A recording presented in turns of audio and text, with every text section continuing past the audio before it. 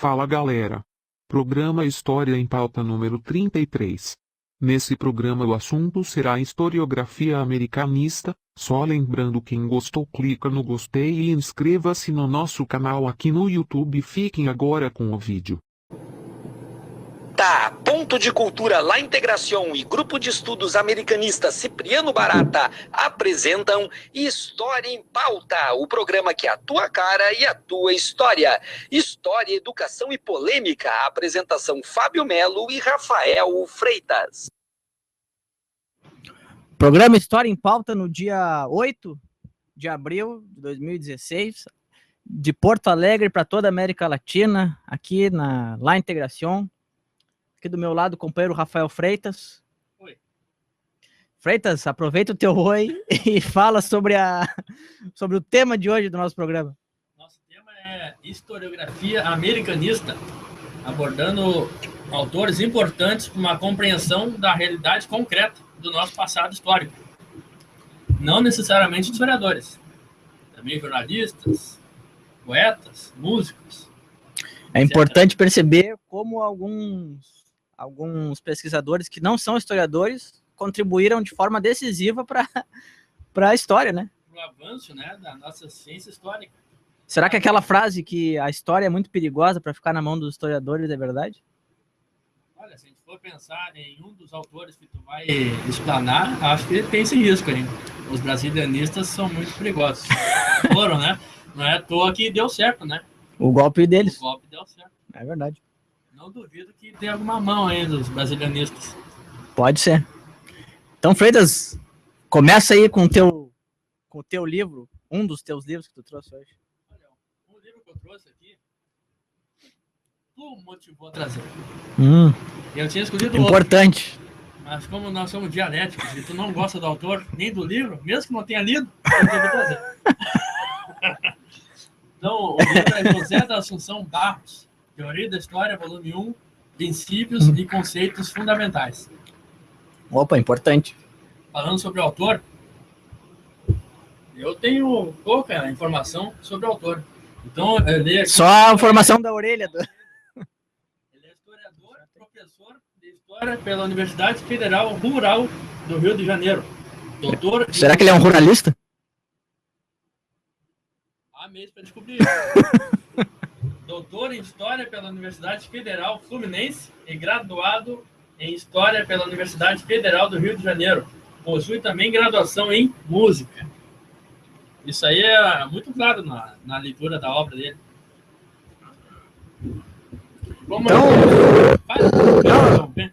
Na verdade, eu ia pedir exatamente para te falar aí sobre a obra dele e elencando um ponto positivo e um ponto negativo. Um ponto negativo. Não, primeiro me diz o que se trata essa obra, Teoria da História. Olha, esse livro aqui, Teoria da História, é bom. Respondendo a pergunta, uma parte boa, um elogio, ele constrói um dicionário temático dos conceitos históricos em forma de texto.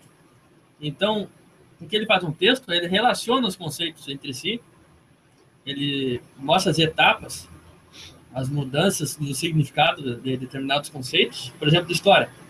Ele explica que a história, no início, não era ciência. No início, com Heródoto, o único método era a investigação. E não tinha crítica das fontes. E nem levava em consideração a temporalidade. E isso foi mudando com o tempo. Então, é importante porque ele explica essas mudanças aí no tempo, dos conceitos da história, do método, da teoria, de uma forma até muito musical, porque ele usa muitas metáforas. Ele explica, por exemplo, de que a teoria da história é uma visão de mundo. E o método é como tu operaciona essa visão de mundo na pesquisa. Então ele explica de um modo metafórico, muito feliz, de modo criativo, musical, rítmico, de que muitas vezes pessoas que têm teoria de história diferentes não conseguem dialogar entre si. Por quê? Lendo esse livro, a Teoria da História, a gente entende o porquê. Porque é uma teoria de história que a pessoa usa, se identifica com uma visão de mundo. E dentro de cada teoria de história tem os seus conceitos. Então, o que acontece quando, por exemplo, Paulo Falcão debate comigo no Facebook? Eu falo coisas que para ele não tem sentido semântico. A gente fala como se ele estivesse em Marte e eu em Plutão. A gente não se entende, que a visão de mundo é outra. Quem tem visão de mundo diferente, usa a teoria de história diferente, é como se essas duas pessoas vivessem em mundos diferentes. Ele explica. Outra importância desse livro do José Barros, José da Assunção Barros, ele explica, de modo criativo, porque a ciência social, entre elas a história, é diferente da ciência humana, da ciência exata. Ele diz que quanto mais se desenvolve uma ciência exata, menos paradigmas surgem. E na história é o contrário. Quanto mais anda para frente a história, mais paradigmas surgem. Então o historiador é acostumado a conviver com essas visões do mundo diferentes. Tem uma lógica diferente o historiador e o cientista exato. Eu poderia até relacionar isso. Eu posso ligar o cientista exato um missionário religioso. Ah, é um dogmático. É dogmático, sectário. Ele diz que é importante para o historiador ter noção das teorias de história que não são a que ele mesmo pratica, para poder traduzir os conceitos dessa outra historiografia e converter no entendimento para a sua própria teoria de história. Então, tem esse trabalho de tradução entre os historiadores. E diferente da ciência exata, que se converte. E não há esse diálogo. Então, eu chamo a atenção para essa qualidade. Ele nos explica vários conceitos difíceis de explicar, como mediadores teóricos, matriz disciplinar, paradigma, tempo, teoria, corrente teórica, em forma de texto com metáfora. Mas será que o lado negativo disso é fragmentar demais o conhecimento histórico? Justamente o contrário. Porque quanto mais conceitos tu cria, mais fragmenta. Menos tu une. Já dizia o Milton Santos naquela citação dele. Ele expõe a diversidade de conceitos que existem e relaciona entre eles. Mas longe de ser perfeito. Se tu me permite, vou criticá-lo. Então faça crítica. Eu vou ler um parágrafo. Assim, se os materialistas históricos empenham-se desde sempre em aprender na história, a luta de classes, e costumam indagar pelas relações que existiriam entre os aspectos econômicos e culturais, já algumas correntes relacionadas ao positivismo pretendem enxergar a realidade social sob o prisma da conciliação de classes e formular questões que relacionem ordem e progresso, sob essa mesma perspectiva. O que eu entendo aqui? Ele reduz o materialismo histórico a procurar a luta de classe das realidades pretéritas. Ele reduz. Ele tem uma visão tacanha sobre o materialismo histórico. Até porque, se nós formos ler um trecho aqui de Lenin, a partir de José Barros, vão chamar Lenin não de marxista, e sim de positivista. Eu vou explicar o porquê. O nome desse livro do Lenin aí é Como Iludir o Povo. Será que o Assunção Barros não está iludindo os historiadores ao dizer que o materialismo é reducionista à luta de classe? Não, eu digo que eu estou afirmando e assumo o risco que ele está fazendo essa redução. Até porque essa capa aqui faz a mesma coisa que José Barros faz com o marxismo, essa capa faz com o livro. Essa capa aqui é perigosa. Como Iludir o Povo, por Lenin. Tu lê o livro, tu imagina que o Lenin ensina a iludir o povo. Então, mostra ali a capa do livro para a câmera. Ah, aqui ó, capa do livro. Só que o livro, a capa não mostra o título completo do livro. O nome do livro completo é Como Iludir o Povo com slogans de liberdade e igualdade. Ah, viu? Esse livro, a capa é perigosa. Mas vou chegar no ponto. Trecho de Lenin. A ditadura do proletariado não é o fim da luta de classes, mas a sua continuação em novas formas. Olha aí. A ditadura do proletariado é a luta de classes do proletariado que venceu e tomou nas suas mãos o poder político contra a burguesia derrotada, mas não destruída, que não desapareceu e não cessou de oferecer resistência. Aí chega o ponto. A ditadura do proletariado é uma forma particular de aliança de classes entre o proletariado, a guarda avançada dos trabalhadores e os numerosos setores não proletários de trabalhadores. A pequena burguesia, pequenos proprietários, o campesinato, a inteligência. Uma aliança contra o capital. Uma aliança que visa a total destruição do capital. A total supressão da resistência da burguesia e todos os seus esforços para a restaurar. Uma aliança, chama atenção, uma aliança visando a criação final e estabilização do socialismo. Aí nós vamos voltar aqui no Desmarquei. O que o José Barros diz? Que o materialista histórico tenta encontrar somente luta de classe. E que o positivista tenta mostrar Conciliação de as alianças de classe. Aqui nós vemos que Lenin vai para além de procurar apenas luta de classe, também mostra as alianças de classe. Então, para José Barros, Lenin seria positivista, porque a própria definição dele de ditadura do proletariado é não apenas luta de classe, mas também uma aliança entre classes diferentes. Então, é o ponto, essa deficiência, em termos de explicar sobre o materialismo histórico enquanto uma metodologia e uma teoria. Então, a última questão sobre esse livro é qual a importância dele na historiografia americanista? A importância desse livro, em termos de americanismo, é tu ler, compreender, identificar as ausências que estão nesse livro. Na bibliografia, não tem nenhum autor da América Latina. Olha só. Então, a importância é tu, a partir dele, criar algo novo. Algo que não seja próprio da limitação acadêmica de José Barros. Que é um eurocêntrico, na verdade. Ele tem elementos de eurocentrismo. Eu acredito, digo mais, nós somos eurocêntricos. Sabe por quê? Por quê? O eurocentrismo, parafraseando Walter Lippmann, o eurocentrismo é uma estrutura. É verdade. É a nossa sombra. Ele não consegue fugir da nossa sombra.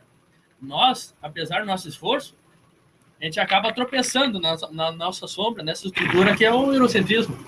Para mudar o ponto de vista historiográfico, tem que mudar a estrutura social. Não basta só a vontade e a ideia. Então, eu acredito que José Barros, assim como nós, é eurocêntrico, sim. E na nossa sociedade, na nossa academia eurocêntrica, não tem como a gente não ser, em alguma medida, eurocêntrico. Tá bueno. Então, agora é minha vez de falar sobre esse livro aqui, que é o primeiro que eu trago, que é Brasil, de Getúlio Castelo, do brasilianista Thomas Skidmore.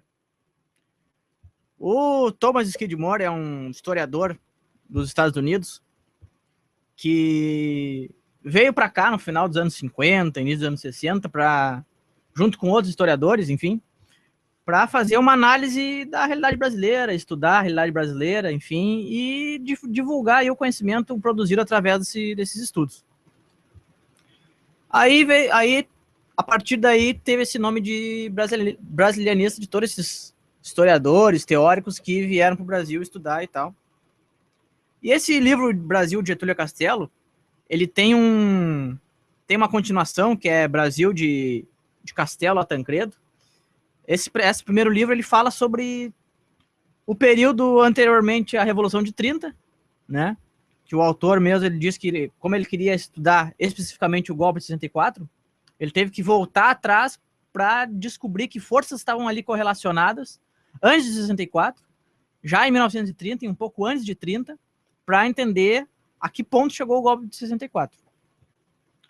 Esse livro ele é essencial e é importante na historiografia americanista, principalmente para entender os dias de hoje. Por causa do golpe, é isso? Porque muita gente diz que hoje em dia tem um golpe, que hoje em dia é igual a 64. Então, concorda que está se repetindo 64 entre nós? Não, eu não concordo. Não, eu acho que é atual porque ele nos ajuda a entender como era diferente o contexto de 64 com o contexto de hoje, de 2016. Então quer dizer que tu identifica o movimento na nossa história. Tu não acha que a história é estanque. Claro, a história é movimento. Então por isso tu acha que não tem uma repetição de 64. Não, eu acho que hoje em dia está mais parecido com, claro, não igual, mas está mais parecido com 92, lá com o impeachment do Collor, do que em 64. Porque em 64, esse livro fala muito bem, nós tínhamos dois projetos muito, muito claros, muito bem definidos. Nós tínhamos o projeto que começou lá com Getúlio, em 1930, de um desenvolvimento nacional, do nacionalismo popular, que foi se indo para a esquerda, lá com o Brizola, com o Jango, enfim, um nacionalismo popular, e o imperialismo dos Estados Unidos. Hoje em dia nós temos duas forças, o PT e os aliados do PT, disputando com o PSDB e com os outros conservadores um mesmo projeto, que é o neoliberalismo. Mas aí me veio, tu falou que ambos são neoliberais. Então, Aldo Rebelo e o PCdoB também é neoliberal? A partir do momento que tu tá junto com esse governo, tu tá dizendo que concorda com esse governo. O PCdoB, por exemplo, eu conheço bastante gente do PCdoB, eles podem ter suas críticas internas ao governo, mas eles estão lá defendendo o governo. Tanto que tu vê, por exemplo, nas manifestações aí, a pessoal da JS, da Uni, da UBS, tudo lá defendendo o governo.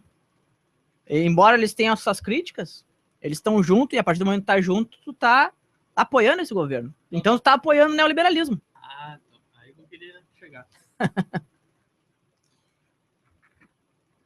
Uma crítica positiva que eu deixo dessa obra aqui. É um elogio e uma crítica, até porque eu desconfio, até porque esse livro é grosso. Tem várias páginas. Aquele livro que a Vera diz. Lembra? A Vera Barroso uma vez nos disse que livro de verdade é que tem para em pé. Esse aí para de pé, ó.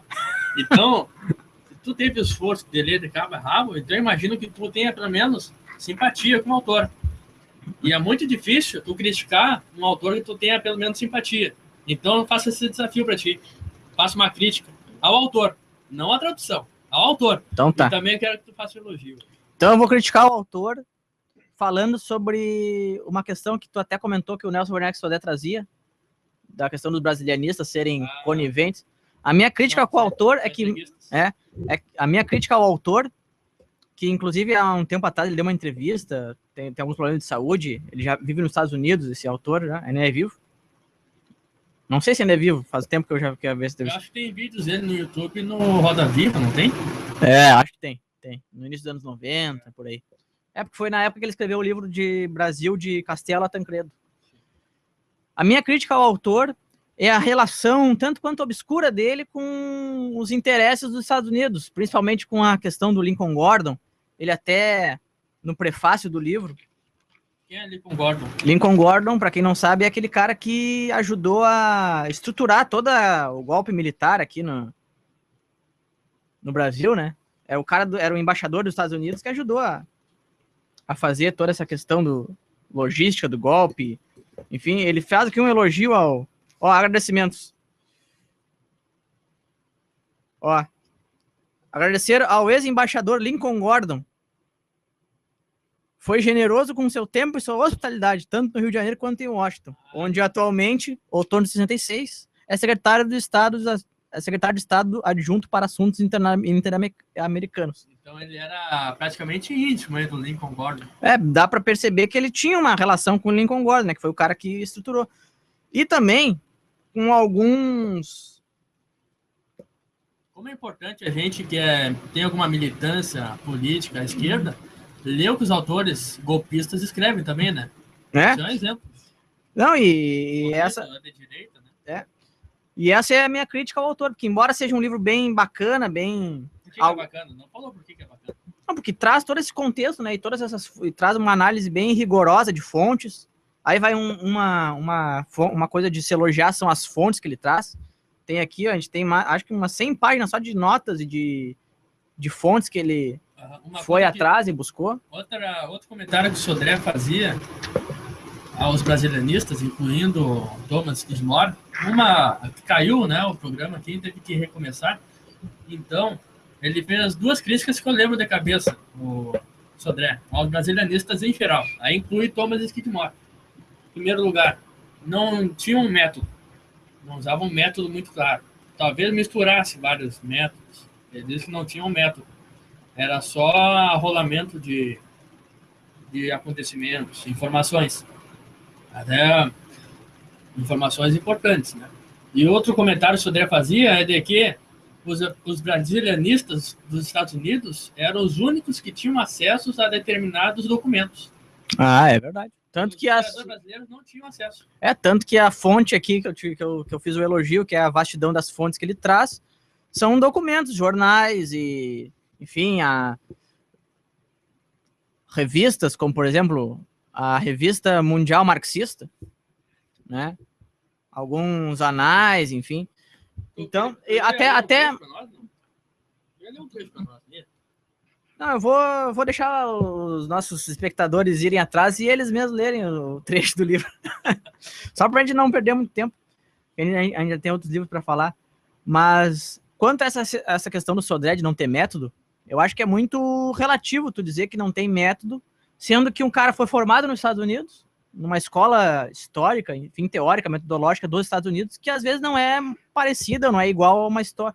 Vamos supor, se o autor, Thomas Skidmore, se ele dissesse que é chegado à corrente dos análises, será que isso aí seria um método? Se ele fosse se ele fosse um positivista, será que isso aí também configuraria um método? Uma teoria configuraria um método? Então é muito simples a gente chegar e dizer, mas tu não é mas tu disse que não é marxista, então tu não tem método. Tu não disse que é positivista, então tu não tem método. Tá, José Barros, o cara pode usar a teoria positivista e usar o método marxista. Diz que tudo se mistura, não? Então, talvez se o Nelson Ernesto Sodré tivesse lido o livro do Assunção de Barros, ele teria uma outra porque o Werneck Sodré, ele é um marxista clássico, né? Um marxista até positivista, se for analisar friamente. Então, só porque tu não se enquadra na correntes históricas, que o Brasil ele foi muito influenciado pelas correntes francesas até hoje, né? Quando a gente estuda historiografia, a gente estuda só os análises, pouco a gente vê o empirismo inglês, o empirismo estadunidense. Então é muito, muito bom ler essa obra sem essa vinculação de tem que ser um marxista e tal, porque às vezes a formação do historiador, que ele é um historiador e sociólogo lá nos Estados Unidos, acho que a faculdade é Ciências Humanas, aí tu vai ramificando, né? Se tu quer ser historiador, sociólogo, antropólogo, enfim, mas é uma faculdade geralzona.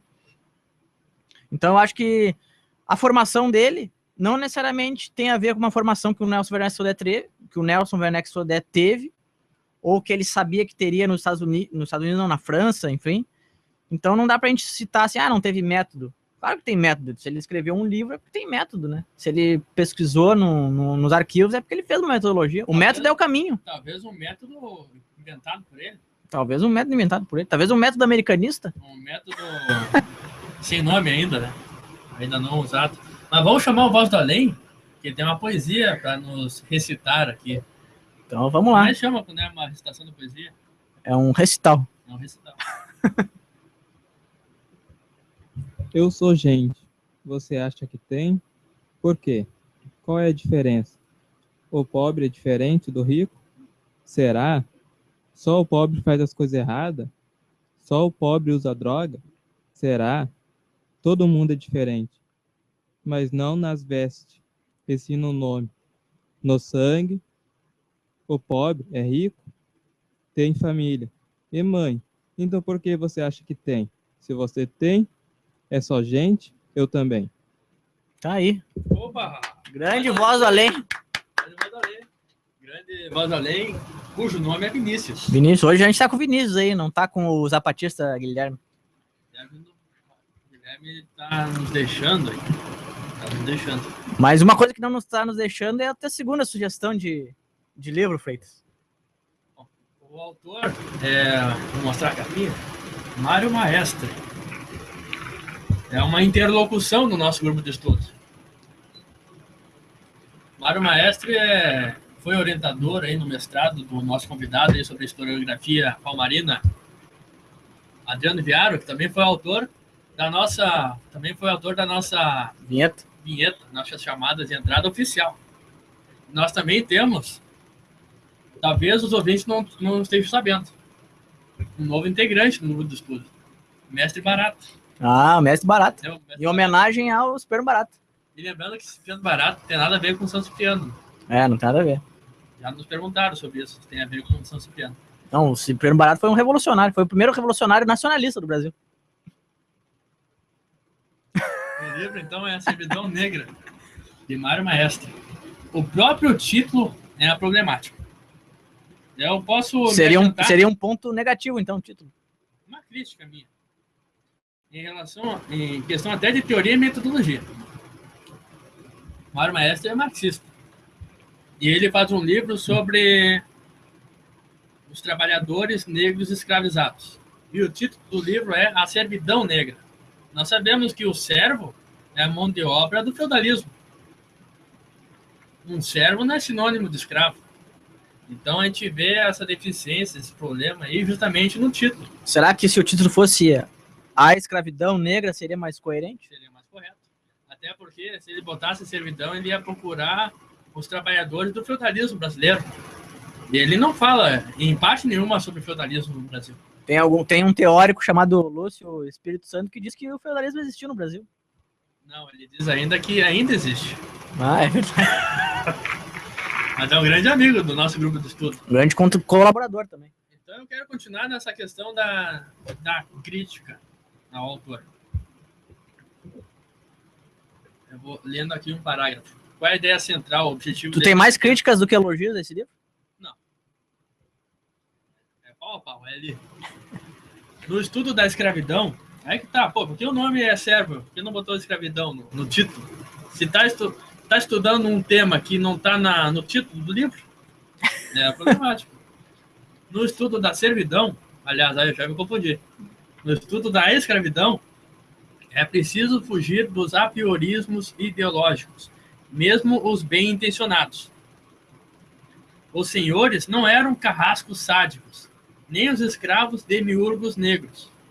Escravizados e escravizadores tinham um comportamento determinado pelo nível de desenvolvimento histórico da sociedade. Não devem provocar demasiada indignação às desumanidades da escravidão. Ele está sendo um pouco conivente, então, com a... Ele está tentando ser neutro. Ao meu ver, está tentando ser neutro. O que eu considero uma coisa Impossível. impossível e equivocada. Nenhum historiador deve ser neutro. Tentando ser neutro, ele acaba sendo condizente. Falei certo a palavra? Condizente? Falou certo. Então, é essa crítica que eu tenho em relação a esse livro do Mário Maestre, que ele tenta mostrar de um modo indiferente a desumanidades durante um período que ele erradamente chamou de servidão negra, quando o objeto do livro é os escravos, trabalhadores escravizados. Mas não só de críticas. Então faça um elogio ao livro. Ele avança no entendimento sobre os quilombos. Ele mostra que os quilombos, principalmente de Palmares, tinham uma relevância política muito grande. Aqui, lendo apenas uma frase, uma citação na página 129, as autoridades coloniais estabeleceram tratados com os palmarinos. E tratados acontecem entre Governos. os estados. Eles reconheceram que havia uma organização societária lá. Eu avanço dizendo que foi uma organização original, não aos moldes africanos, mas original. Algo novo surgiu entre os palmarinos. Talvez o Quilombo dos Palmares seja mais parecido com a sociedade incaica ou com as sociedades indígenas originais do Brasil do que com as sociedades africanas. O Adriano Biaro nos citou aqui no programa anterior que ele veio sobre as santidades indígenas. Santidades indígenas eram revoltosos indígenas, a escravidão indígena, que faziam algo que os negros escravizados copiaram. E a partir daí criaram os quilombos. E além disso, os quilombos não eram frequentados, organizados apenas por negros escravizados. Também indígenas, pobres. Mário Maestre nos menciona num vídeo de que muitos desertores da Guerra do Paraguai foram frequentar e organizar os quilombos junto com os negros. E já ressaltando aqui uma outra interlocução, uma outra contradição entre nós, grupo de estudo. Aí eu posso falar que é um ponto pacífico entre nós. Nelson Werneck Sodré tem uma visão muito mais científica sobre a abolição do que Mário Maestre. Mário Maestre reproduz um erro já de Jacob Gorender, dizendo que a abolição foi uma revolução. E nós temos um texto que diz exatamente o contrário, que a Lei Áurea foi um retrocesso. E eu digo mais, nós estamos nos preparando para a próxima História em Pauta, que vai abordar justamente esse assunto. A Guerra do Paraguai. Com o professor Ricardo Puerch. Não vai ser convidado. Ele vai ser apresentador conosco. Vai ser um lugar... da nossa metodologia. Uma metodologia que não tem nome, né? Nós vamos fazer um texto sobre o assunto e vamos debater esse texto. E o nosso texto tem como objetivo pensar sobre essa ideia de Mário Maestre também, que não está nesse livro. Ela se relaciona com o objeto, com os negros escravizados. Para Mário Maestre, num vídeo na Argentina, ele responde uma entrevista, postei no grupo, ele diz: a Guerra do Paraguai atrasou a abolição. A Guerra do Paraguai colocou como centro do debate da sociedade brasileira a Guerra do Paraguai. É verdade, E tirou a questão do trabalho da pauta. Será que foi um golpe midiático? Naquela época que a mídia era só impressa e jornais, enfim. Então, há de se pensar. Mas nós, no próximo texto americanista, vamos refletir sobre isso. Nós vamos pensar quais elementos que mostram o contrário, de que a Guerra do Paraguai foi uma das questões, uma das problemáticas que aceleraram o processo de abolição. Ou será que Mário Maestre está correto, atrasou? Isso é um tema aí para o próximo História em Pauta. Perfeito. Mas eu quero mostrar o maior mérito aqui, outro mérito do Mário Maestre. Tem que encontrar também, né, tio? Queres falar alguma coisa enquanto eu procuro aqui? Não, eu prefiro que tu me mostre aí, tô curioso para saber esse mérito do Mário Maestre. Que parece muito mais um polemista do que um historiador. Bom, então quer dizer que a gente tem pontos em comum com ele, então a gente também polemiza. Só lembrando aqui as partes do livro. Fala primeiro sobre a vinda dos negros aqui, da África para o Brasil. Segunda parte, como eram as condições de trabalho dos negros. E a terceira parte é a resistência deles.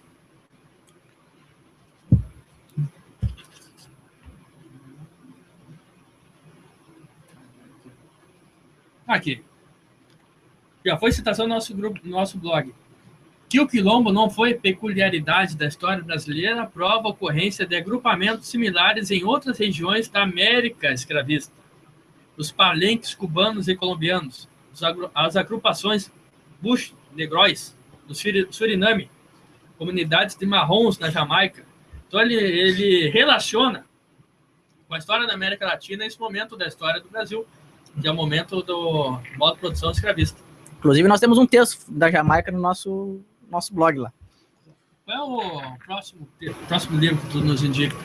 O próximo livro que eu trago aqui é este livro que eu acho um dos melhores livros que eu já li, que é História da Riqueza dos Estados Unidos. Nós, o Povo, entre parênteses, o nome do livro. Esse sociólogo, Léo Huberman, ele é conhecido por escrever aquele livro, História da Riqueza do Homem, que é muito lido, foi muito difundido nos anos 60, 70, enfim, por aqueles historiadores que eram mais marxistas. Esse historiador é um historiador marxista dos Estados Unidos, estadunidense, portanto. E esse livro conta a história da origem dos Estados Unidos, desde a formação das 13 colônias até 1930, com o governo Roosevelt, o New Deal. Então, o ponto positivo desse livro, que na verdade são vários pontos positivos, mas o que eu destaco é a didática do autor, o jeito que ele escreve, enfim, é um livro que, se tu tem tempo, tu lê em uma semana. É um livro de 300 e poucas páginas. Se tu tem tempo, tu lê em uma semana esse livro. Tem algumas ilustrações e é uma análise bem marxista, e conta uma história dos Estados Unidos que foge daquela ideia dos pais fundadores, do George Washington, do Thomas Jefferson, enfim, que diz que a independência dos Estados Unidos ela foi feita exatamente contra o povo. Por isso que é uma ironia colocar o nome do título do livro de Nós, o Povo, né? Que a independência dos Estados Unidos foi, na verdade, um acordo entre as elites para manter ali o povo longe da revolta, para impedir que a democracia seja, de fato, colocada em prática por esse povo mais humilde, que lutou pela sua independência, e como a burguesia conseguiu manter o sistema político em seu controle. Aí depois teve a Guerra Civil, que o livro trata muito bem sobre a Guerra Civil entre o norte industrial e o sul agrícola, e todos os interesses políticos que estavam ali em meio a esse cenário. Então, esse livro eu recomendo pela leitura didática, simples de ler, e traz uma outra versão da história dos Estados Unidos. Ele traz uma coisa muito interessante nesse livro, que são, por exemplo, a formação dos sindicatos dos partidos socialistas nos Estados Unidos, coisas que alguns livros assim mais que tu vê na faculdade e tal não trazem, né? Trazem mais uma história política mais por cima, assim, não. E junto com a economia, então é um livro. O Karnal também não toca na questão de sindicatos, né? Toca muito pouco. Toca menos. Muito bom, aquele livro História dos Estados Unidos do Leandro Carnal. Então eu acho que aí também é um exercício. O problema desse livro é que ele não vai até os anos 2000, que nem o livro do Leandro Carnal vai. Ele só vai até a década de 30, porque o autor também ele morreu nos anos 60 e tal, e não teve tempo de reeditar um livro com um período histórico maior. Mas vale a pena ler esse livro. Eu não sei até que ponto ele é disponível, né, no Sebos, aí, enfim, porque é uma edição, só tem uma edição que eu conheço, que é essa aqui da Editora Brasiliense, que é a 4ª. Depois nunca mais vi relançarem. Brasiliense do grande americanista. Do Caio Prado, exatamente, ele que ajudou burguês, um cafeicultor proletariado, né? pro proletariado. Então fica a dica, História da Riqueza dos Estados Unidos, Nós, o Povo, do Léo Huberman, que é um grande sociólogo. Eu gostaria que ele não é historiador, é sociólogo. Ele é um sociólogo, mas que escreve livros de história, né? E escreve muito melhor que muitos historiadores. Aí que tá. Eu quero que tu faça uma comparação breve entre Léo Huberman e Karnal. A comparação, eu citei esse ponto aí, que esse livro vai até a década de 30, o de Leandro Carnal vai até os anos 2000, enfim. E eu acho que esse livro aqui, ele traz algumas questões muito mais... que ele conta a história do povo mesmo. Como o povo se organizou, quem era esse povo. O Karnal não. O Karnal, ele traz uma história mais política, que embora faça assim, uma analogia e traga algumas questões pontuais de movimentos sociais, enfim, não é aquela história... É aquela história de sempre dos Estados Unidos, né? Os pais fundadores lá, o Jefferson, o Benjamin Franklin, o George Washington. Não traz, por exemplo, como se organizavam os pequenos mercadores, os proletariados, como é que os caras que iam pro oeste, que fizeram o oeste dos Estados Unidos, né, que eram os peregrinos e tal, como eles iam pro oeste. Aqui no livro do Léo Huberman, ele traz um relato detalhado de um cara que tem até esse filme aí do Leonardo DiCaprio, né, O Regresso, que fala sobre a questão do oeste. Ele traz como é que os caras iam pro oeste, né, eles iam com uma espingarda, com umas sementes de milho, e iam pra estrada, assim, atravessavam rios. Ele conta a história do povo mesmo, como é que o povo fez os Estados Unidos e como é que esse povo, ao mesmo tempo que teve o trabalho de se organizar, de tentar fazer um país, acabou sendo escamoteado seja pelos escravistas, seja pelos capitalistas, pelos monopólios, pelas guerras, enfim, e como os Estados Unidos construiu essa riqueza através do povo, e o povo muito pouco usufruiu dela, mesmo sabendo que os Estados Unidos teve inúmeros programas de redução de desigualdade, é um dos países mais avançados no capitalismo do mundo. Então, vale a pena essa leitura. Bom, então, eu recomendo. Dá para resumindo, fazer uma comparação entre os dois, que os dois se somam para entender a totalidade, porque um mostra os de baixo e o outro mostra os de cima. Acho que dá para somar os dois. Um pouco dos dois. Huberman e Karnal. Um pouco dos dois. Um mostra os de baixo, o outro mostra os de cima. Então é isso. Bom, meu terceiro e último livro é um livro que eu me preparei para explanar aqui, para a gente conversar. Eu fiz uns comentários, uns resumos aqui, criei algumas páginas. Eu sugiro, Freitas. Para a primeira parte, apenas. Eu não fiz sobre tudo. Mas eu sugiro que tu pegue esse resumo, transcreva e coloque no nosso blog. Não, isso aí vai ser feito. Não sei se os web ouvintes perceberam, mas eu tô fazendo um especial no nosso blog de resenhas de livro de Sodré. Eu já resenhei 2. Eu tô lendo e resenhando cada um deles. E esse aqui vai ser feito uma resenha. Eu apenas não publiquei porque a internet da Oi lá em casa cai direto. A internet Tô 2 tá... dias sem internet lá, que a Oi é uma porcaria. A Oi é um lixo. Não funciona. Então eu quero... Não sei se tu tem algum questionamento, se eu posso falar livremente. Pode falar livremente. O meu questionamento é o ponto positivo e o negativo. Menos, eu vou pelo ponto negativo. O ponto negativo é o mesmo de Mário Maestro.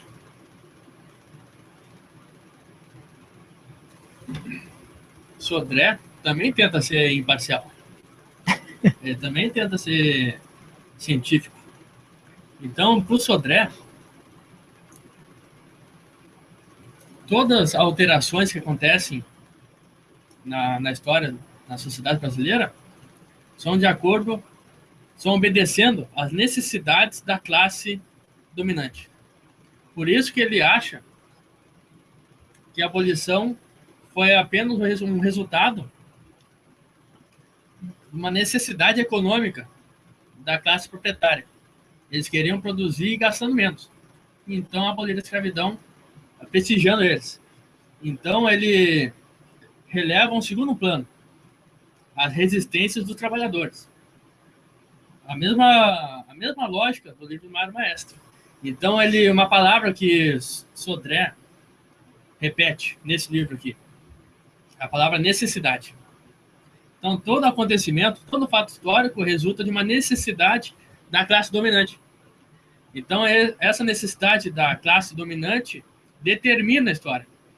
Então, esse é o fator determinista do autor. Essa é a minha crítica negativa. Mas, isso é uma questão dele obedecer um método que ele aprendeu dessa maneira. Porque ele tinha leitura de Décio Freitas, tinha leitura de Clóvis Moura, só que ele achava que apenas a resistência dos trabalhadores não explicava a alteração que acontecia na história. Então, ele somava o desenvolvimento da força produtiva, as necessidades da classe dominante, e colocava como um dos fatores, mas não decisivo, a resistência. Ele ressalta que a escravidão foi auto de violência durante toda a permanência da escravidão. E sempre teve resistência. Isso ele assume, ele aceita. Mas ele não é o único fator explicativo. Nesse sentido, ele vai ao encontro dos autores que são contra a monocausalidade. Ele acha que não é apenas uma causa que explica os acontecimentos. E isso vale para tudo. Então, ele divide a história do Brasil em 3 partes. 3 marcos: a independência, a república e a Revolução Brasileira a partir de 30. Olha aí. Ele considera que a independência foi um marco, mas não foi uma revolução. Apenas respondeu uma necessidade econômica da classe dominante. Teria sido uma revolução se o Cipriano Barata fizesse a independência, de acordo com os modos que ele queria. Teria sido.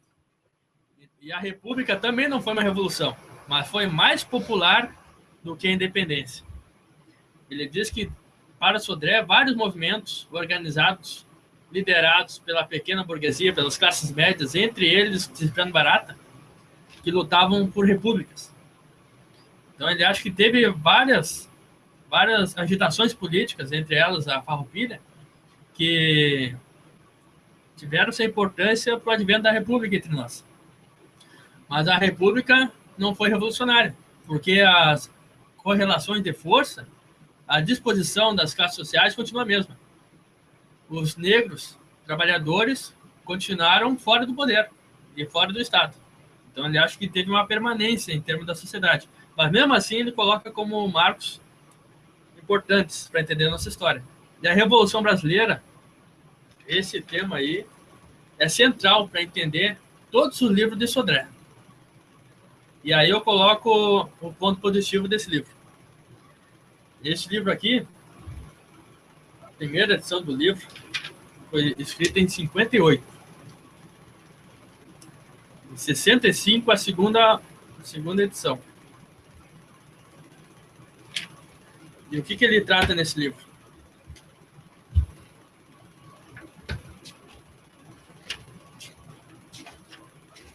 Eu tenho a 4ª edição. Ele trata da evolução da sociedade. E evolução não quer dizer uma melhora. A evolução quer dizer as mudanças, as etapas que passou a sociedade brasileira. Às vezes para trás, às vezes para frente. Às vezes uma mudança incompleta. Que também trabalha a evolução da economia, a evolução da cultura, a evolução racial. Aí que está o grande mérito dele, porque ele leu Fanon e ele leu Mariátegui. Então, para Sodré, jamais a gente pode ter uma análise de classe sem relacionar com as relações de diferença de raça, de etnia. E ele sabe que raça não existe cientificamente, mas é uma realidade social. Então ele trabalha a raça. Também a evolução política, a evolução popular, onde ele define o que é o povo no Brasil, e aqui relaciona ele com Lenin. Ele coloca que os protagonistas da Revolução Brasileira não vai ser o proletariado, vai ser uma aliança entre várias classes. E aqui ele define: o povo é que vai fazer a Revolução Brasileira. A Revolução Brasileira que iria acontecer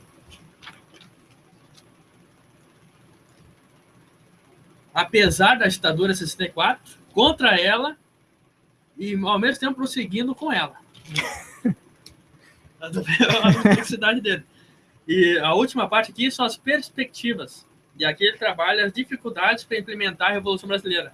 E na visão de Sodré, diferente de vários outros autores que trabalhavam esse conceito, para o Sodré era uma revolução que visava o socialismo.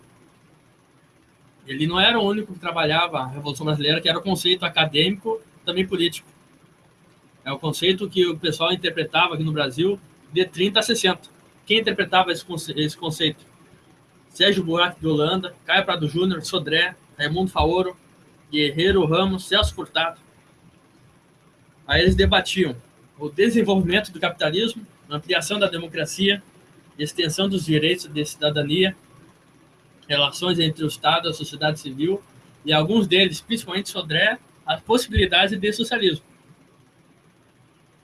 Então eu coloco esse um fator que eu elogio Sodré, que ele foi um protagonista de um debate nesse período conturbado, com as limitações políticas.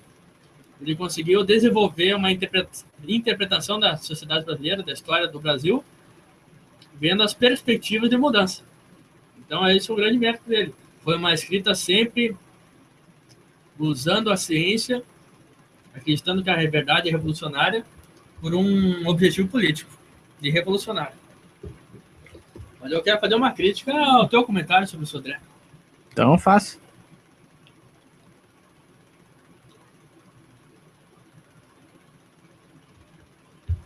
Aqui. Introdução à Revolução Brasileira, Nelson Werneck Sodré, 4ª edição, página 63. Ele comenta o tempo todo, ele sempre relaciona os dados com a teoria. Então, ele faz uma crítica contundente ao positivismo aqui.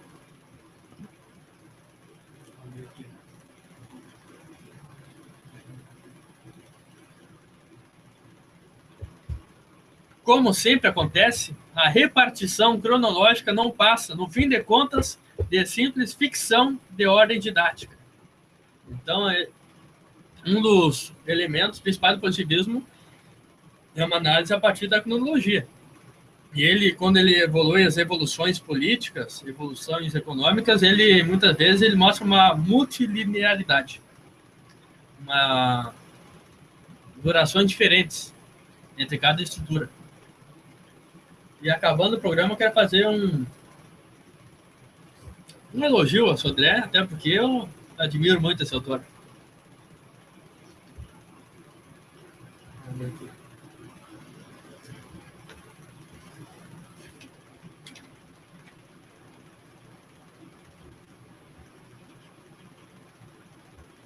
Aqui. Eu vou ler a metade de um parágrafo aqui. Mesmo autores antigos que aceitaram uma parte considerável dos prejuízos da transplantação, que é a transplantação cultural, ele acha que a cultura brasileira das elites surgiu apenas copiando o que tem de fora, tiveram intuição do que existia de realmente errado, do que constituía a razão do atraso nacional. Silvio Romero, que nas faculdades é tido apenas como um positivista e que foi um grande crítico do Manuel Bonfim. Mas ele também tem vários méritos, apesar de ser conservador. Mas esse conservadorismo dele não é absoluto. Vamos continuar a leitura aqui. Silvio Romero, descrevendo no fim do século XIX, com a sua aguda percepção do fenômeno da transplantação cultural, alienação da elite, poderia, por exemplo, mencionar, trecho de Silvio Romero, a grande pobreza das classes populares, a falta de instrução e todos os abusos de uma organização civil e social defeituosa devem ser contados entre os empecilhos ao desenvolvimento de nossa literatura. Aí, Sodré, para acrescentar com uma clareza indesmentível. Continuando, Silvio Romero. As relações econômicas e sociais da colônia e do império ainda se achavam de pé. É tempo de destruí-las e abrir uma nova fase à vida e ao pensamento nacional. Continuando, Sodré. Vemos colocado o problema em seu enquadramento natural e lógico. Parênteses, que o Sodré faz. Dentro das deficiências de que se reveste a sua interpretação, de questões do meio e do tempo. Silvio Romero, continuando, tem a objetividade de alinhar as relações econômicas e sociais como constituindo as bases para a verdadeira análise do quadro brasileiro, propugnando pela destruição das existentes, que eram as coloniais, transferidas para o período de autonomia, relações que colocavam em destaque aquilo que ele mesmo denomina sem eufemismo, a palavra de Silvio Romero, classes parasitas que têm em suas mãos os nossos destinos. Isso coloca sob o ponto de vista do debate. E o Manuel Bonfim também traz essa questão das classes parasitas. Então é isso, eu finalizo aqui o meu comentário sobre isso, André. Então, meu livro final é este livro aqui, História da América Latina, do historiador argentino Túlio Alperin Dong. É um livro que trata a história da América desde um pouco antes ali da colonização, passa pelo período da colonização, vai nas independências, vai nas repúblicas, vai até mais ou menos 1967, 70, por aí, início da década de 70, que é quando o autor lançou esse livro. É um historiador argentino. É o período das ditaduras de segurança nacional. Ele, inclusive, fala sobre a questão da ditadura no Brasil, da ditadura da Argentina, em alguns outros países que a ditadura ocorreu nos anos 60, início dos anos 70.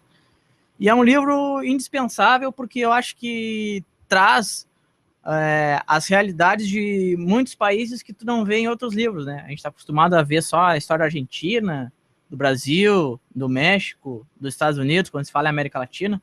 Mas aqui ele traz a história da Guatemala, da Colômbia, do Peru, do Equador.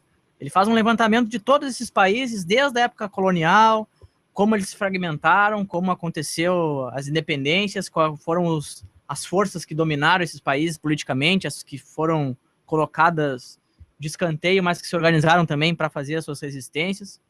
Então eu acho que todo historiador que busca um conhecimento abrangente sobre os diversos países da América Latina tem que buscar esse livro aqui, História da América Latina, do Túlio Alperin Dong. É uma leitura densa, uma leitura pesada, traz muitas informações, mas eu acho que é um grande guia assim, para te saber, para te pelo menos dar um pontapé inicial. Se tu quer saber sobre a história da Argentina, tu vai aqui, tu vai ler, tu vai saber um pouco do Porto Rico, a relação dos Estados Unidos com a América Latina, o período colonial, década de 30, década de 20, como os países se desenvolveram no capitalismo, como eles tinham as relações com outros países da Europa, como, por exemplo, a Alemanha, a França, enfim, essa correlação de forças no cenário internacional. E ele coloca aqui uma teoria muito clara, que no final das independências o que aconteceu foi um novo colonialismo, que a partir do final das independências os países se tornaram independentes, né? E o que acabou resultando na independência, na verdade, foi a gente se tornar colônia de mercados, quer dizer, na verdade, tornar mercados, colônias mercantis, enfim. A gente não era mais preso ao monopólio colonial, e durante todo o século XIX a gente se manteve, aí depois viramos refém dos bancos com as independências, inclusive o Bolívar foi um dos caras que negociou a independência da Colômbia com a Inglaterra. Aqui ele traz também a questão da Liga Federal do Artigas, que é um capítulo muito peculiar da nossa história, que poucos historiadores colocam quando se tratam das independências, falam só do Bolívar, falam só lá do México, do Hidalgo, e muito poucos falam sobre o Artigas aqui no Uruguai, enfim, nosso vizinho. Então é um livro que vale a pena pela riqueza dos detalhes, pela riqueza de país e diversidade que ele traz na leitura, mas é uma leitura um pouco densa, com muitas informações, mas vale a pena fazer esse exercício, ainda mais aqueles que querem estudar sobre a América Latina. Eu tenho uma curiosidade. Então, diga. O que Dong fala ou menciona, as conclusões que ele tem, o que tu lembrar? O que ele cita sobre a Revolução Haitiana? Sobre a Revolução Haitiana, na verdade, ele coloca a Revolução Haitiana como uma das mais importantes da América Latina, né? Será que isso é consenso entre os historiadores? Olha, eu acho que não é consenso, mas eu acho que a partir da leitura do Dong, por exemplo, ele coloca inclusive a Revolução Haitiana antes da crise aqui eu coincidentemente abri no capítulo 2, né, crise da independência, que é onde começa a ruir esse edifício colonial, que ele faz uma analogia, né? Começa a ruir esse edifício colonial, mas ele coloca inclusive como antes desses períodos da independência da América Latina, a independência do Haiti, como uma das mais importantes, e a partir dessa leitura, eu criei uma tese que é a Revolução Haitiana, em contrapartida à independência dos Estados Unidos, que tu comparou 2 livros, então. Né? Exatamente. Muito bom, hein? Diferente da independência dos Estados Unidos, foi a Revolução progressista e popular. Enquanto a Revolução dos Estados Unidos, que tinha tudo para ser uma revolução, o povo foi escanteado pela burguesia. Aqui não, né? A Revolução Haitiana foi o povo que foi para frente, e sem dúvida nenhuma a independência do Haiti foi a que influenciou de forma decisiva as independências do resto da América Latina. Basta ver que o Bolívar ele se exilou no Haiti, e a condição do Haiti financiar a campanha dele de libertação da Colômbia e da Venezuela foi que ele liberasse os escravos, né? E outra coisa muito interessante é notar que o Haiti, ele era uma espécie de Cuba da época, lá do século XIX, né? Porque ele fez a independência e todos os outros países isolaram o Haiti, como se fosse um bloqueio. E apoiaram também financeiramente, logisticamente, com outras independências, né? Com outras lutas por independência, outras guerrilhas. O Haiti foi um grande... o Bolívar foi... Mas é que tá... Aí depois que os países se tornaram independentes, eles acabaram fazendo acordos com a Inglaterra ou com os Estados Unidos, de forma independente, e acabaram isolando Cuba. Fizeram ali um bloqueio...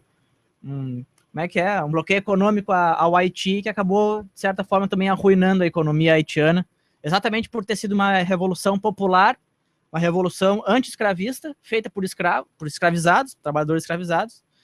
Era tão importante, e o Túlio Alperdong traz essa informação também, e a partir dela eu desenvolvi essa tese, também relacionada com a do Léo Huberman, que o povo tentou fazer a revolução nos Estados Unidos, não conseguiu, e acabou se dando só a independência. Só fazendo um comentário, uma curiosidade, não sei se tu pode trabalhar mais nessa questão, mas eu dei uma ótima ideia, que é fazer uma analogia da análise de classe na sociedade, comparando com o prédio social. O prédio social, quando tu quer ruir ele, tu destrói a parte de cima e não cai. Mas tu depreda, destrói a parte de baixo, rui toda a estrutura, né? Inclusive Essa comparação é boa, não sei se tu pode trabalhar mais essa metáfora. Não, inclusive, a primeira, abrindo de novo aqui no início do capítulo 2, a primeira frase do primeiro parágrafo do capítulo, na página 63, é a seguinte, ó: o edifício colonial, na opinião de observadores pouco benevolentes, duraram um tempo demasiado longo, com o início do século XIX. Iniciou-se uma fase de rápida desagregação. Ou seja, a tese do historiador é que o sistema colonial demorou demais para cair, né? Demorou demais, as bases estão tão corroídas, mas mesmo assim demorou demais para terminar, para se esgotar esse sistema e para vir de fato os movimentos de independência. Então, estamos de parabéns, né? Uma bela explanação que o João tem. Sobre a historiografia, parte da historiografia americanista. Espero que a gente traga mais livros para os nossos web ouvintes, Freitas. Vamos criar essa tradição de fazer Vamos. programas assim, mais, né? Vamos criar. Um único autor, a gente já fez sobre o Galeano, né? É. Foi a partir de um livro, mas é um livro muito rico, né? É. Não E nós, programa terminar aquele livro inteiro. E nós fizemos justamente em homenagem ao autor que faleceu alguns dias antes da gente fazer trazer o Veias Abertas. Então eu gostaria que tu comentasse um pouco, para finalizar, qual a ideia original que tu encontrou em algum desses 3 livros? Uma ideia original. Uma ideia original? Que se a gente não inventa, a gente erra. Algum acerto deles, sem alguma originalidade, em termos de ideia, alguma coisa que chama atenção, eu acho qualquer de um deles, uma coisa original. Eu acho que desse livro aqui, a ideia original é trazer essa vastidão de informações sobre todos os países possíveis, claro, né? Se ele fosse fazer um detalhamento exaustivo de cada país, ia ser uns 10 volumes só de história da América Latina, mas aqui ele traz alguns fatos bastante importantes, então acho que a ideia original é trazer exatamente algumas questões ou alguns levantamentos em que outros livros tu não encontra, de países que tu não... É muito difícil encontrar um livro sobre a história da Colômbia, por exemplo. Tu que fez um TCC sobre a Colômbia tem propriedade para falar, ou sobre a Venezuela especificamente, ou sei lá, sobre o Equador. E o autor tem essa originalidade de trazer algumas das informações, não ficar só restrito ao México, Argentina, Brasil, se tratando de América Latina. A deste livro aqui, eu acho que a originalidade foi contar, através das fontes primárias do povo, como é que o povo construiu os Estados Unidos. Tanto que aqui, ó, na contracapa do livro, né, no verso, o cara que escreveu o verso, ele diz o seguinte: em nós, o povo, o autor narra a epopeia norte-americana, o drama daqueles que, atraídos pela miragem das terras férteis e abundantes, ou impelidos pela perseguição religiosa, pretendiam, na América, erigir uma civilização livre da opressão do mundo europeu. Da solução dada aos seus problemas, surgiram os Estados Unidos de hoje. Realizou a nação norte-americana o sonho que trouxeram os antepassados para as terras da América? Então, eu acho que a grande façanha desse livro é tratar de temas que outros livros sobre os Estados Unidos não tratam. Geralmente, quando tu fala dos Estados Unidos, é sempre a política interna, a política externa, ou a dominação na América Latina. Enfim, aqui ele traz como se formaram os sindicatos, como os sindicatos faziam greves, que greves eram essas. Então, eu acho que essa é a grande questão desse livro. E esse aqui eu acho que é trazer fontes que muitos brasileiros não tinham na época, né? Fontes, inclusive, foram depois questionadas por ser a favor do golpe, enfim, que os brasileiros estavam a favor. O agradecimento que ele faz ao Lincoln Gordon, por exemplo, é algo bem original e bem significativo, né, nessa questão. Então, acho que são as ideias que eu destaco como originais desses livros. É um desafio para a mesma resposta, né, Tia? Finalizando o programa com esse último comentário. Então, vamos lá. Que tem as seguintes tradições, né? Introdução à Revolução Brasileira, um grande mérito, está no método que ele construiu esse livro. Esse livro é resultado de várias conferências que ele fazia no ISEB, e cada capítulo era uma conferência, um material que ele usava para fazer as conferências. Então, acho uma forma muito criativa dos intelectuais brasileiros fazerem produções escritas, né, em livros. Então, ele, a partir da vivência pedagógica dele, dava aula de história lá no ISEB, ele construiu um livro. E ele revisou várias vezes e tal. Então, acho que o método dele de transformar as aulas dele, fazer as aulas com textos feitos por ele, depois fazer um livro, acho que é algo original. É uma façanha do Sodré nesse livro aqui. A Introdução à Revolução Brasileira. Ele conseguiu mesmo introduzir a Revolução Brasileira. E a servidão negra, repetindo, né? O mérito é relacionar os quilombos com a história da América Latina. Ele faz isso de um modo que não é a ideia central do livro. Ele faz isso num parágrafo apenas. mas é um mérito. Ele conseguiu linkar a escravidão negra com a história da resistência negra na América Latina.